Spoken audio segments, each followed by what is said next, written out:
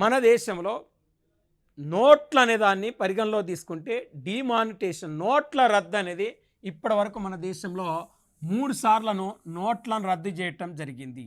వాస్తవానికి మన దేశంలో నోట్ల రద్దు ఇప్పటి వరకు 3 సార్లు జరిగిందంటే 1946లో మొదటిసారి, 1978లో రెండోసారి, 2016లో మూడోసారి.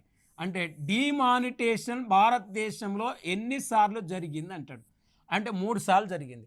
1946లో ఫస్ట్ టైం, 1978లో రెండోసారి, మరి 2016లో మూడోసారి. అంటే స్వాతంత్రానికి పూర్వం ఒక్కసారి జరిగింది, స్వాతంత్రం వచ్చిన తర్వాత నోట్ల రద్దు 2 సార్లు జరిగిందండి. అంటే 1978 మొరార్జీ దేశాయ్ గారు ఉన్నప్పుడు, 2016లో నరేంద్ర మోడీ ఉన్నప్పుడు, 1946లో బ్రిటిష్ వాళ్ళ కాలంలో మరి జవహర్లాల్ నెహ్రూ తాత్కాలిక ప్రధానమంత్రిగా ఉన్నప్పుడు మొదటిసారిగా డిమానిటేషన్ జరిగింది.